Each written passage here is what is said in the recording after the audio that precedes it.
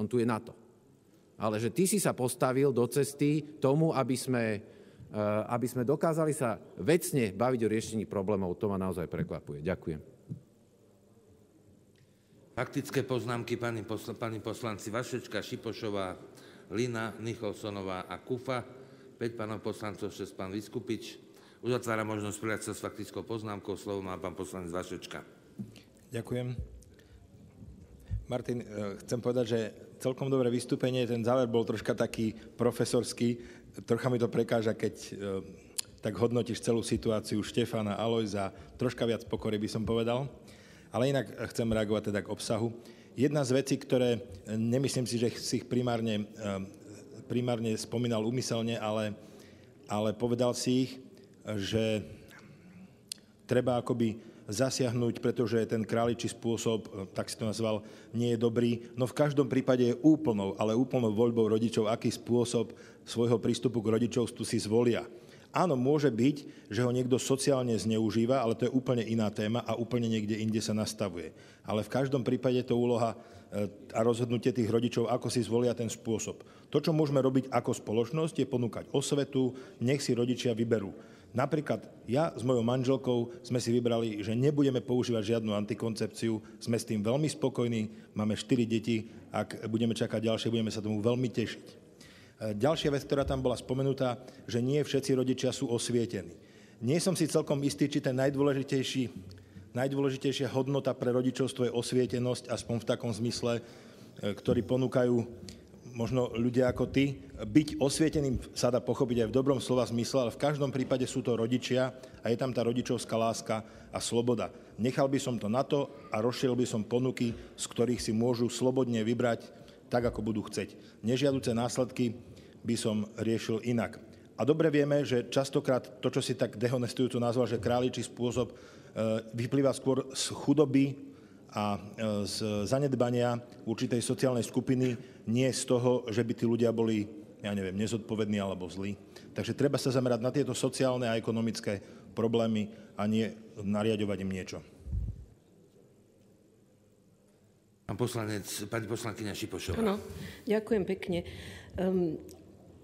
Som milo prekvapená, že nezídem z očí, či zídem z očí a nezídem z mysle, takže viem o všetkom, kto ma tu spomínal aj ako. Žiada sa mi poznamenať, nezabudnite, že som vo výbore na kontrolu SIS. Ale prepáčte mi tento úlet. Ja by som chcela povedať na to, čo povedal pán poslanec Poliačik, na tú jednu vetu len zareagovať. Vy ste povedali, nie každý rodič na to má. A ja žiaľ musím povedať, ani nie každý učiteľ na to má. A že vlastne ide aj o to, ako je niečo pripravené, nakoľko je to kvalitné. A ja celkom neverím tomu, že v tejto fáze sme pripravení na to, aby sme pustili niečo len názvom a nevieme, čo sa za tým skrýva. Ale to je konkrétna poznámka na tú vašu konkrétnu vetu. Ja myslím, že si to ani o mne nikto nemyslí. Nie som fundamentalista, ale nie som ani zastanca, nie že rodovej rovnosti, toho, čo sa tu nás za rodovú rovnosť vydáva.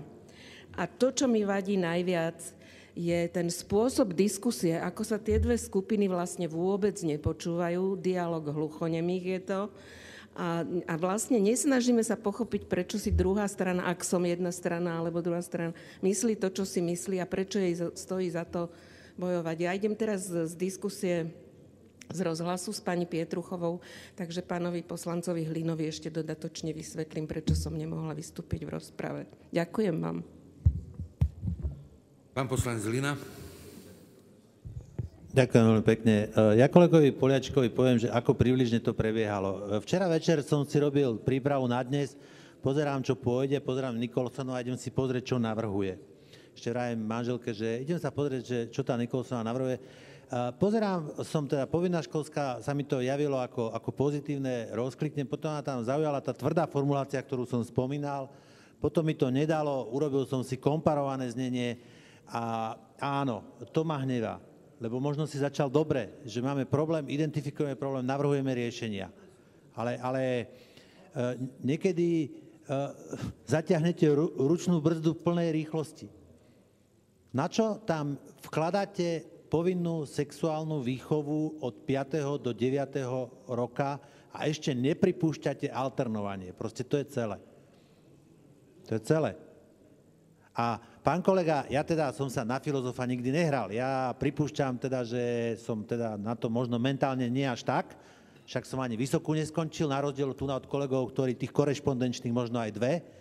Ale povedzte mi teda, tak mi to jednoducho vysvetliť, čo to vlastne je ten liberalizmus, lebo ja už tomu priznám sa nerozumiem.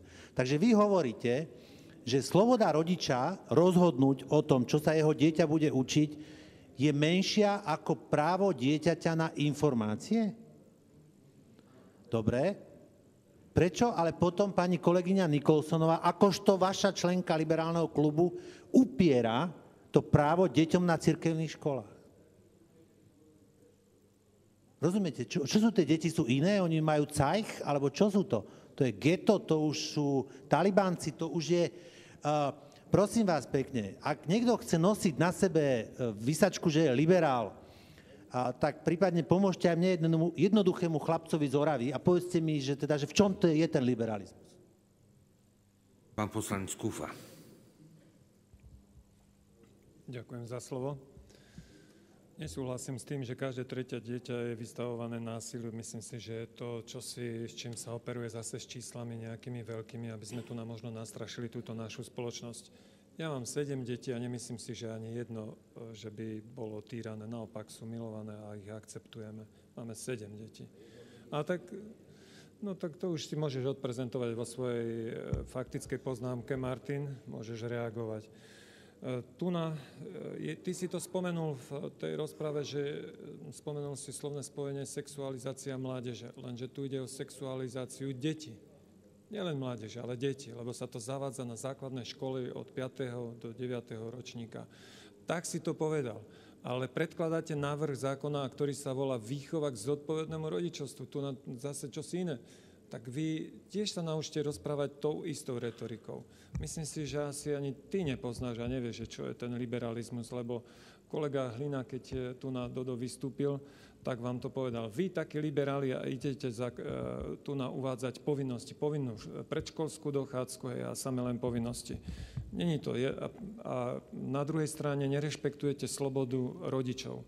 Rodičia sú tí, ktorí sú prvoradí vychovávateľia v rodinách a tí sú, ktorí formujú svoje deti. A sloboda dieťaťa na informáciu, tak ako si to spomínal, nie je všetko len mať informácie a sloboda na informácie. Myslím si, že mnohé informácie, keby dnešné deti naopak nemali, oveľa ľahšie by sa im žilo. Ale my ich zaťažujeme vecami, ktoré nemusia vedieť, majú na to čas. A ty tu nás si zvrhol tiež tú sexualitu len na nejaké praktiky, na techniky. Ľudská sexualita nie je čosi nehanebné, nie je čosi zlé, je čosi nádherné, ale chce na to čas a to je manželstvo. Pán poslanec Poliačik. Vyskupič, ospravedlňujem sa. V tom úvode si to pomenoval veľmi presne, Martin, a to je, prejavuje sa to aj teraz v týchto faktických poznámkach. Tu proste, ako keď sme stratili schopnosť sa počúvať. Ja už to proste... Hovoríme tu o učebných osnovách výchovy k manželstvu a rodičovstvu, ktoré by malo dostať tzv. Predmetové vyjadrenie. Čiže by sme zaviedli, keďže tie osnovy máme, žiadna veľká diskusia, tak ako si hovoril, oni sú nekonfliktné. Sú postavené na vzťahovej výchove.